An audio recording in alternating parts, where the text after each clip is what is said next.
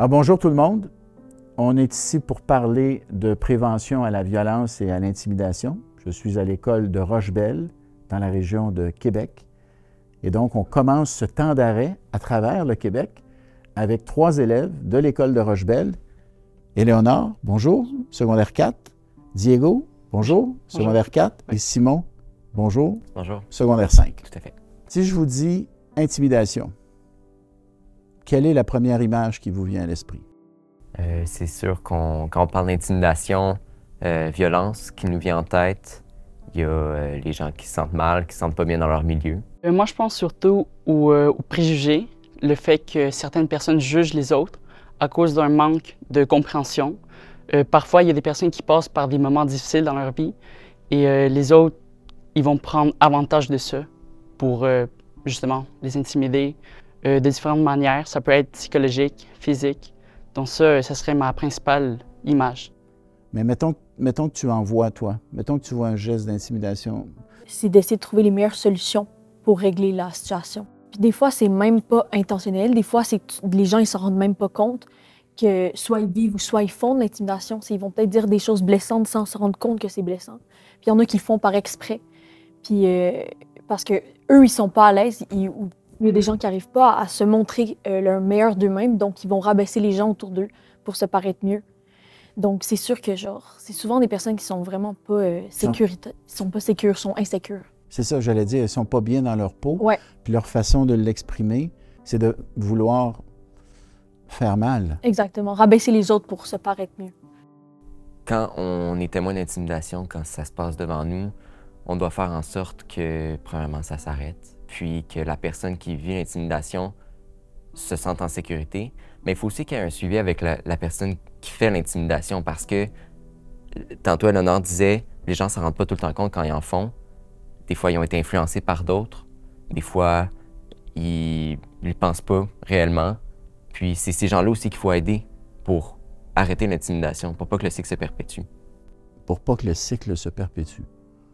Comment on aide la personne qui intimide, puis comment on aide la personne qui a été victime de l'intimidation? Comprendre les différences des autres, ça a été dit, c'est souvent de là que ça vient. Des gens qui ne se comprennent pas entre eux, qui ne se parlent pas. Je pense que c'est important d'avoir un dialogue tous ensemble pour permettre de comprendre les différences des gens. Et puis, de là, on va pouvoir agir pour arrêter ce cycle-là. Comment on fait? Comment on l'initie, cette conversation-là? Comment on peut arriver auprès de quelqu'un puis lui dire, écoute, ce que tu viens de faire, ce que tu viens de dire, c'était vraiment pas correct, là? Mais je pense que plus on en parle, puis plus les gens voient c'est quoi de l'intimidation, puis c'est pas juste gosser quelqu'un, mais c'est comme différents types d'intimidation. Plus on le montre, plus le monde ils prenne conscience que « oh, j'ai fait ça » ou « oh, j'ai subi ça ». Donc, on veut trouver des solutions pour ça. Fait que le monde va plus se rendre compte. Après moi, il faut en parler. Il faut avoir des gens qui viennent en parler, puis des jeunes qui, tu sais...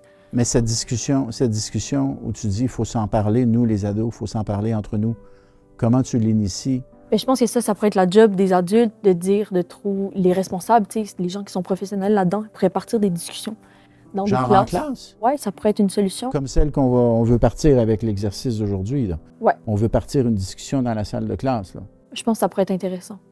Si je peux me permettre, M. Drainville, on fait, à Rochebelle, par exemple, la semaine prochaine, on fait une semaine où chaque midi, on a des midis de discussion sur des thèmes différents, comme par exemple les conflits dans le monde, le racisme. Et puis, ces discussions-là vont permettre vraiment de comprendre les enjeux. Puis c'est comme Éléonore le disait, c'est des adolescents qui se parlent entre eux pour comprendre les enjeux. Donc, je pense que c'est grâce à ce genre d'initiative-là qu'on peut créer des discussions entre les gens puis venir à des consensus. On a vu récemment dans les médias, il y a une montée de l'intolérance chez les jeunes qui est marquée, qui est notable. Qu'est-ce que le ministère de l'Éducation peut faire pour tenter de contrer ça? Oui. Bien, vous savez, depuis cette année, il y a un nouveau cours qui s'appelle Culture et citoyenneté québécoise. Puis moi, je pense que c'est un très bon moyen de prévenir certains préjugés qui sont en croissance présentement, notamment de l'intolérance envers les personnes homosexuelles. Je pense que le cours Culture et citoyenneté québécoise, d'une certaine manière, pour moi, c'est comme la table de la cuisine. Bien, c'est un peu comme aujourd'hui, tiens, où on est capable d'avoir des moments où on peut discuter de choses qui se passent dans notre société pour essayer de les prévenir ou pour essayer de les corriger. Puis c'est vrai pour les questions liées à l'identité sexuelle, ça peut être le rôle des réseaux sociaux, ça peut être l'intimidation, la violence, ça peut être, je sais pas moi, tout ce qui concerne la démocratie. Moi, je crois beaucoup au dialogue. Je crois beaucoup que si on se parle, à un moment donné, on est capable de se comprendre. On est capable de s'entendre sur certains gestes à poser. On est capable de s'entendre sur une stratégie, tu sais, pour réduire les événements qui font que des élèves ne se sentent pas bien à l'école. Puis la semaine sur la violence et l'intimidation, la semaine sur le civisme, qu'on lance d'une certaine façon, tout le monde ensemble aujourd'hui, ça vise à ça. Est-ce que vous auriez l'intention de changer les grés matières dans les écoles afin d'introduire des cours sur la civilité ou vous pensez que ça va rentrer dans le cours des CCQ? C'est une excellente question. Moi, je compte sur le cours CCQ pour introduire ces notions-là. Mais je pense sincèrement que toute la discussion autour du civisme, la création d'une culture de respect, pour moi, le mot civisme, c'est synonyme avec respect. Une société civilisée, une société dans laquelle il y a du civisme, une société où on se respecte avec nos différences. Puis où on réalise que malgré nos différences, on a beaucoup de ressemblances. On est beaucoup plus semblables que nous sommes différents. Moi, je crois très fort à ça, que l'humanité, notre humanité commune, là, ce qui fait qu'on est des humains, là, ça, c'est beaucoup plus fort que n'importe laquelle différence. Moi, je suis convaincu de ça. Bien, écoutez, merci pour la discussion. Je pense que c'est une belle façon de lancer la discussion en classe. Alors, Simon, je te remercie. Éléonore, je te remercie. Diego, ça a été un grand plaisir. Et puis là, vous allez pouvoir visionner, pour la première fois, un message publicitaire qui s'adresse à vous, les élèves, et qui va être diffusé sur les réseaux sociaux dans les prochaines heures. C'est à vous de le voir en exclusivité. Sinon, l'autre jour, j'étais à l'école dans le corridor, j'ai croisé un gars puis j'ai dit « Hey, la crèche! » Puis je l'ai poussé dans le casier.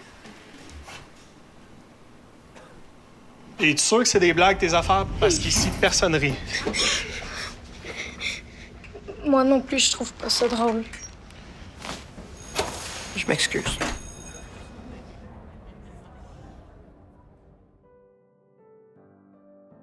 Bien maintenant, vous allez pouvoir continuer la discussion dans votre classe parce qu'on a tous un rôle à jouer pour prévenir la violence et l'intimidation, pour instaurer le civisme à l'école. Alors, bonne discussion. À vous de jouer maintenant.